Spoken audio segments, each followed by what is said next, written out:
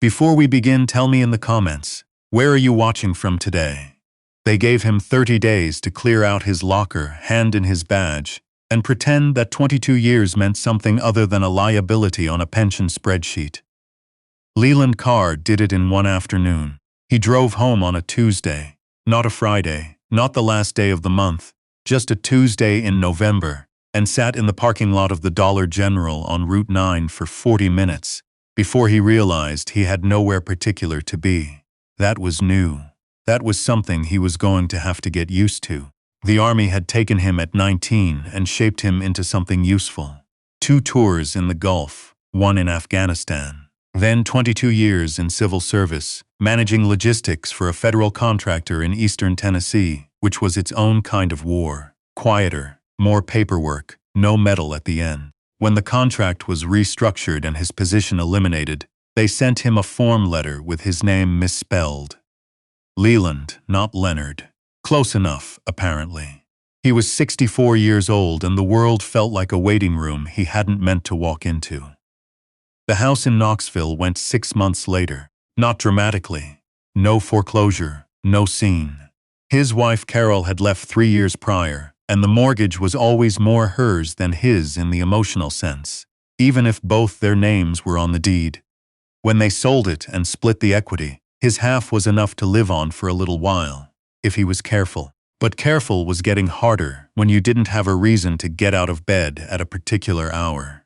He moved into a motel outside Cookeville with 1 duffel bag, a box of books he never opened, and a 9-year-old Belgian Malinois named Boots. He'd gotten Boots from a rescue in Murfreesboro 8 months earlier, right after Carol left, when a VA counselor suggested, not unkindly, that maybe having something to come home to might help. The dog had been a working dog once, a detection animal for a private security firm, and had been retired after a training injury to his left rear leg. He walked with a slight drag on that side. Leland noticed it immediately and said nothing about it. They understood each other from the first day. The motel allowed pets for an extra $15 a week. The owner, a heavyset man named Dupree, who watched NASCAR on a mounted TV behind the front desk, never once made Leland feel unwelcome. That small kindness sat with him longer than it probably should have. But motels are for passing through, and Leland had been passing through his own life for long enough. It was Dupree who mentioned the land auction. County's selling off some old parcels up near the plateau, he said one morning, not looking away from the screen. Timber rights reverted back, old homestead stuff. Ain't worth much, most of it, but if you're looking for somewhere to park yourself a while, it might be worth a look.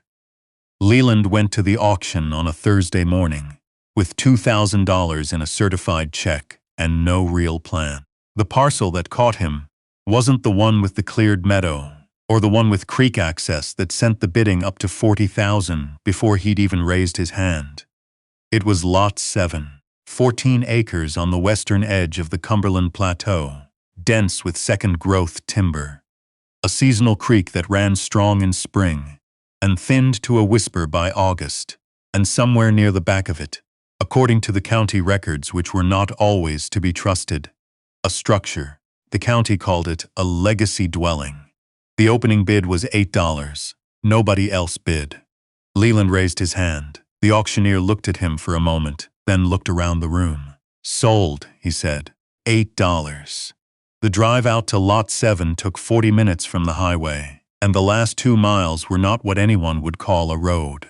They were a suggestion, a memory of a road. Leland drove his truck as far as the old fence line, and then walked the rest of it with Boots moving ahead of him through the brush, that back leg dragging just slightly, nose working overtime. The structure appeared through the trees in the late afternoon light, and Leland stopped walking.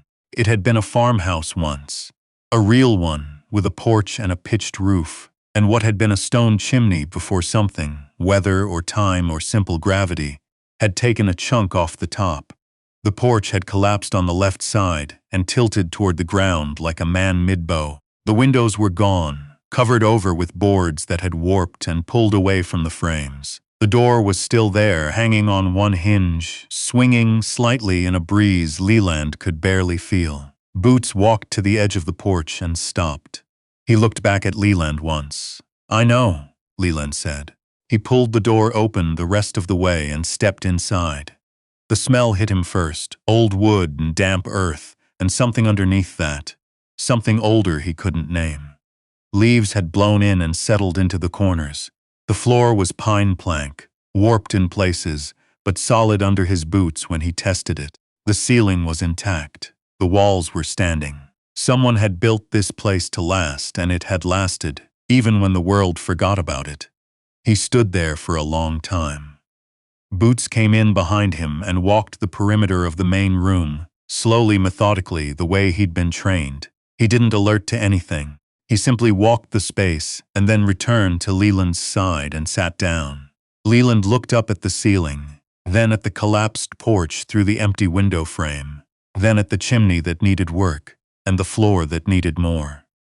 "All right," he said. He wasn't sure exactly who he was talking to. Maybe the house. Maybe Boots. Maybe the version of himself that had driven away from that parking lot in Knoxville and had been trying to find somewhere to stop ever since. He drove back to the motel that night and told Dupree what he'd bought. Dupree looked at him. $8. $8.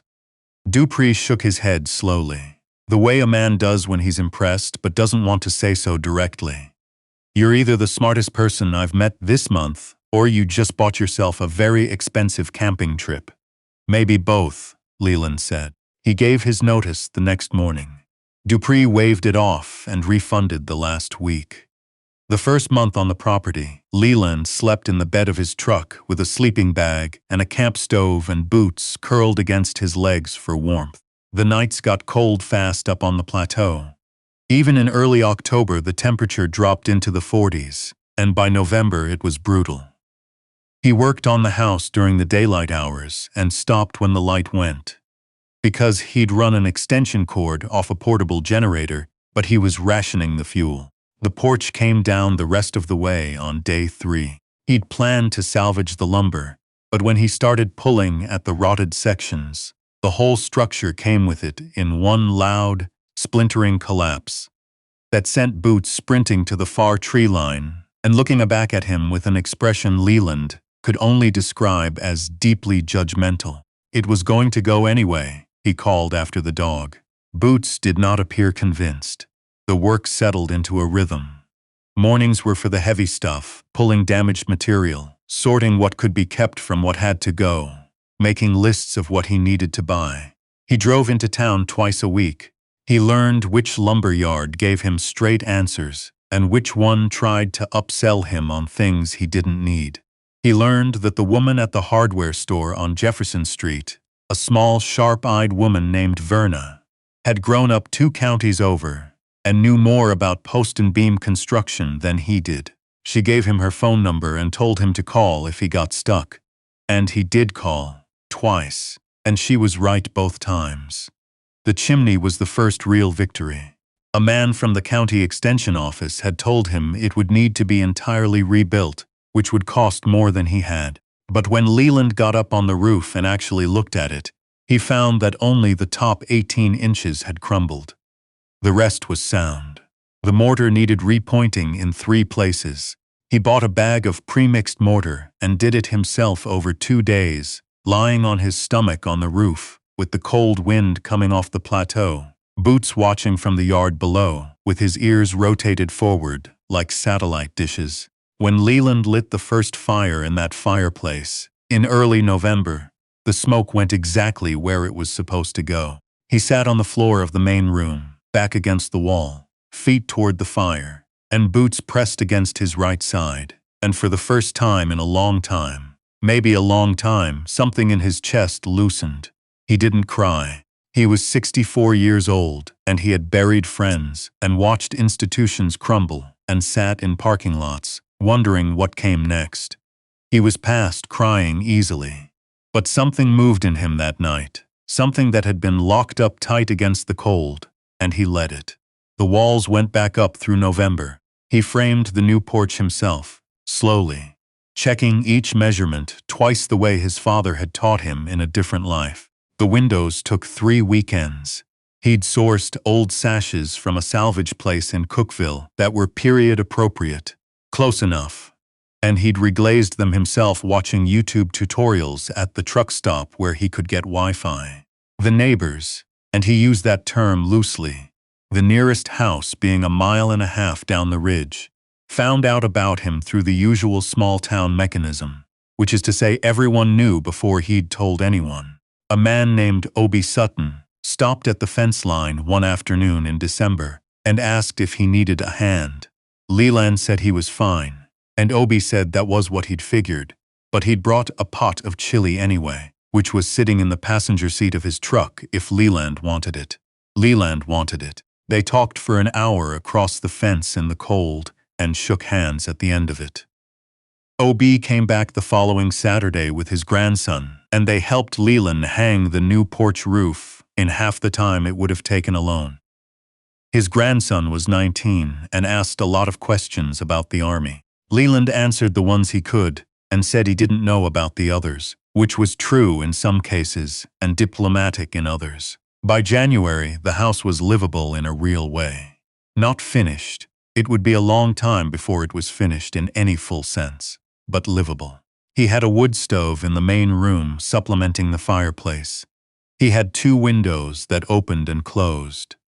He had a bed frame he'd built from white oak. He'd milled himself from a blowdown on the eastern edge of the property, which was the thing he was most quietly proud of, even though he'd told no one about it. Boots had claimed the corner nearest the wood stove as his without negotiation or ambiguity.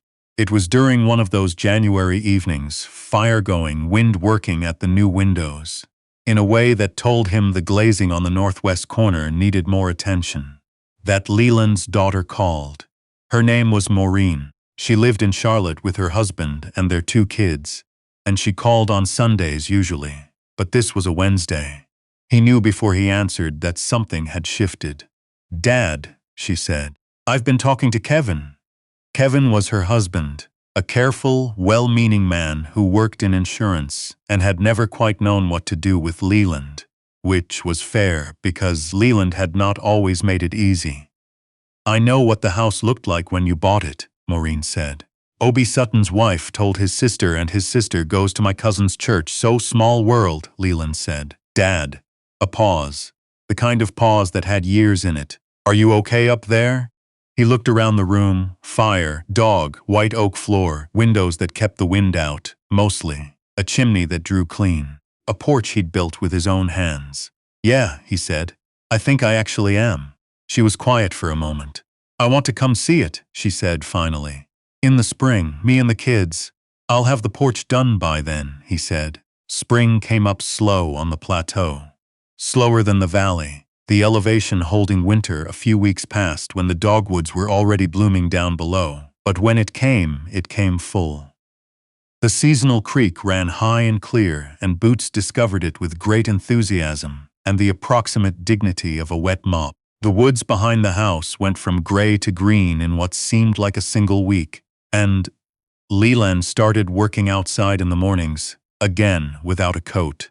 He was fixing the stone retaining wall along the south side of the property in early April when a truck he didn't recognize came down the track. It parked at the fence line and 2 men got out. One was in his late 30s, the other maybe 25. Both of them had that particular way of standing that Leland recognized, weight forward assessing the residue of service. The older one introduced himself as Davis Keel.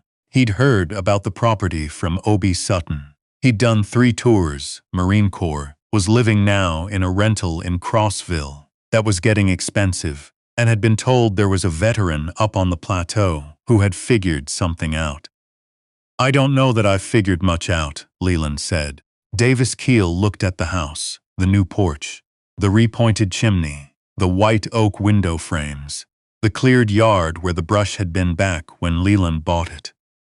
"Looks like you figured out a few things," he said. The younger man, whose name was Al Pruitt, and who said almost nothing the entire visit, was staring at the woodline the way men stare at things when they're trying not to stare at them. Leland put on coffee.